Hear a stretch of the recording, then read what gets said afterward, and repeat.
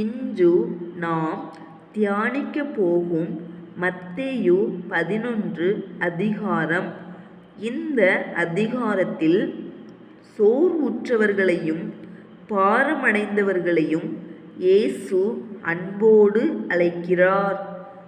வாழ்க்கையின் பளு, மன அழுத்தம், நிறைவேறாத எதிர்பார்ப்புகள் நம்மை சோர்வடைய செய்தாலும் இயேசு தரும் ஓய்வு நம்மை புதுப்பிக்கிறது.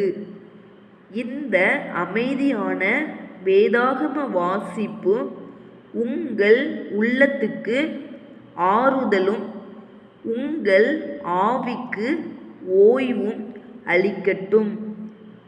இப்போது நாம் மத்தேயு 11 ஒன்றாக வாசித்து ஆசீர்வாதத்தை பெறுவோம். இயேசு தம்முடைய 12 சீசர்களுக்கும் கட்டளை கொடுத்து முடித்த பின்பு அவர்களுடைய பட்டணங்களில் உபதேசிக்கவும் பிரசங்கிக்கவும் அவ்விடம் விட்டு போனார்.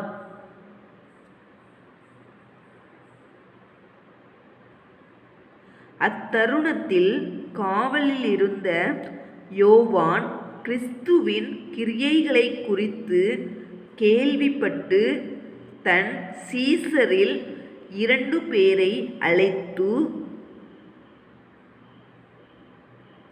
வருகிறவர் நீர்தானோ, அல்லது வேறொருவர் வர காத்திருக்க வேண்டுமா என்று அவரிடத்தில் கேட்கும்படி அனுப்பினான்.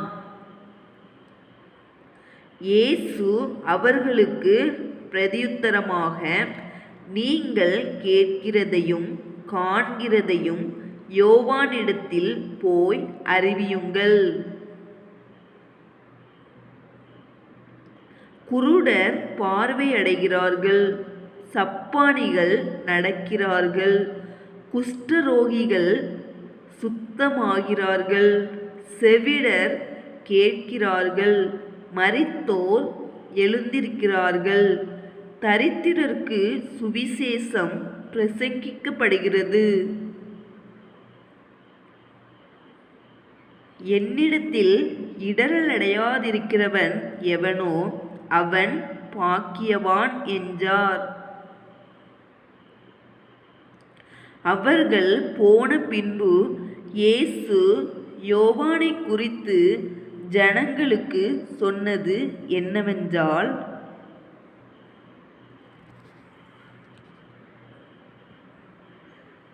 எதை பார்க்க வனாந்தரத்திற்கு போனீர்கள்? காற்றினால் அசையும் நாணலையோ? அல்லவென்றால் எதை பார்க்க போனீர்கள்? மெல்லிய வஸ்திரந்தரித்த மனுஷனையோ? மெல்லிய வஸ்திரந்தரித்திருக்கிறவர்கள் அரசர் மாளிகைகளில் இருக்கிறார்கள். அல்லவென்றால் எதை பார்க்க போனீர்கள்? தீர்க்கதரிசியையோ? ஆம், தீர்க்கதரிசியை பார்க்கிலும் மேன்மை உள்ளவனையே என்று உங்களுக்கு சொல்லுகிறேன். அதெப்படியெனில், இதோ நான் என் தூதனை உமக்கு முன்பாக அனுப்புகிறேன். அவன் உமக்கு முன்னே போய் உமது வழியை ஆயத்தம் பண்ணுவான் என்று எழுதிய வாக்கியத்தால் குறிக்கப்பட்டவன் இவன்தான். ஸ்திரீகளிடத்திலே பிறந்தவர்களில் யோவான் ஸ்நானனை பார்க்கிலும் பெரியவன் ஒருவனும் எழும்பினதில்லை. ஆகிலும் பரலோக ராஜ்யத்தில் சிறியவனாயிருக்கிறவன் அவனிலும் பெரியவனாயிருக்கிறான் என்று உங்களுக்கு மெய்யாகவே சொல்லுகிறேன்.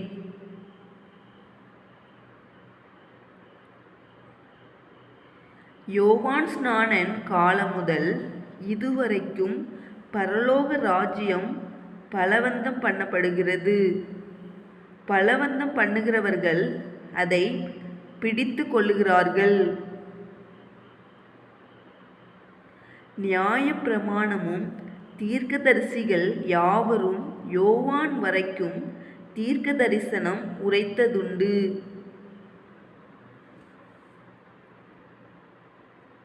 நீங்கள் ஏற்றுக்கொள்ள மனதாயிருந்தால் வருகிறவனாகிய எலியா இவன்தான். கேட்கிறதற்கு காதுள்ளவன் கேட்க கடவன்.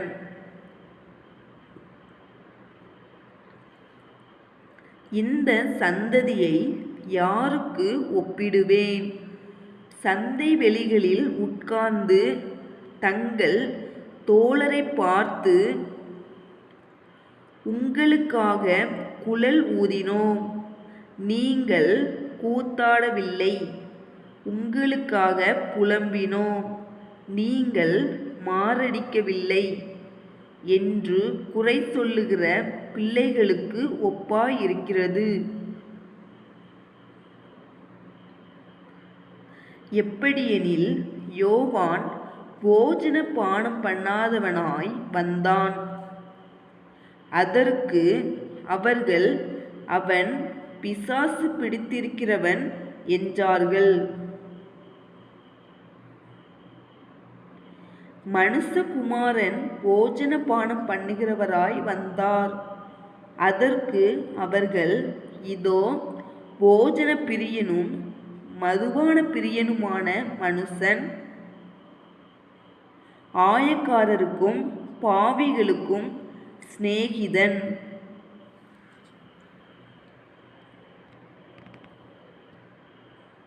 என்கிறார்கள்.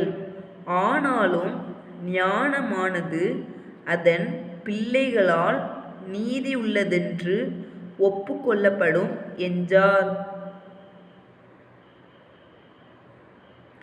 அப்பொழுது தமது பலத்த செய்கைகளில் அதிகமானவைகளை செய்ய கண்ட பட்டணங்கள் மனம் திரும்பாமற் போனபடியினால் அவைகளை அவர் கடிந்து கொள்ள தொடங்கினார். கோராசினே, உனக்கு ஐயோ! பெத்சாயிதாவே, உனக்கு ஐயோ! உங்களில் செய்யப்பட்ட பலத்த செய்கைகள் தீருவிலும் சீதோனிலும் செய்யப்பட்டிருந்ததானால் அப்பொழுதே ரெட்டுடுத்தி சாம்பலில் உட்கார்ந்து மனந்திரும்பியிருப்பார்கள். நியாய தீர்ப்பு நாளிலே உங்களுக்கு நேரிடுவதை பார்க்கிலும் தீருவுக்கும் சீதோனுக்கும் நேரிடுவது லகுவாயிருக்கும் என்று உங்களுக்கு சொல்லுகிறேன். வானபரியந்தம் உயர்த்தப்பட்ட கப்பர்நகூமே, நீ பாதாள பரியந்தம் தாழ்த்தப்படுவாய். உன்னில் செய்யப்பட்ட பலத்த செய்கைகள் சோதோமிலே செய்யப்பட்டிருந்ததானால் அது இந்நாள் வரைக்கும் நிலைத்திருக்கும். நியாய தீர்ப்பு நாளிலே உனக்கு நேரிடுவதை பார்க்கிலும் சோதோம் நாட்டிற்கு நேரிடுவது லகுவாயிருக்கும் என்று உங்களுக்கு சொல்லுகிறேன் என்றார்.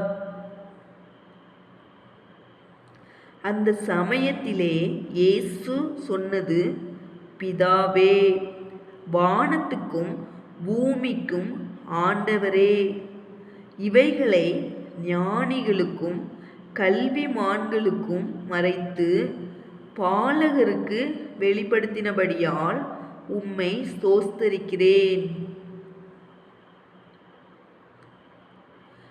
ஆம் பிதாவே, இப்படி செய்வது உம்முடைய திருவுளத்துக்கு பிரியமாயிருந்தது. சகலமும் என் பிதாவினால் எனக்கு ஒப்பு கொடுக்கப்பட்டிருக்கிறது. பிதா தவிர வேறொருவனும் குமாரனை அறியான். குமாரனும் குமாரன் எவனுக்கு அவரை வெளிப்படுத்த சித்தமாயிருக்கிறாரோ அவனும் தவிர வேறொருவனும் பிதாவை அறியான். வருத்தப்பட்டு பாரம் சுமக்கிறவர்களே, நீங்கள் எல்லாரும் என்னிடத்தில் வாருங்கள், நான் உங்களுக்கு இளைப்பாறுதல் தருவேன். நான் சாந்தமும் மனத்தாழ்மையுமாயிருக்கிறேன். என் நுகத்தை உங்கள் மேல் ஏற்றுக்கொண்டு என்னிடத்தில் கற்றுக்கொள்ளுங்கள். அப்பொழுது உங்கள் ஆத்துமாக்களுக்கு இளைப்பாறுதல் கிடைக்கும்.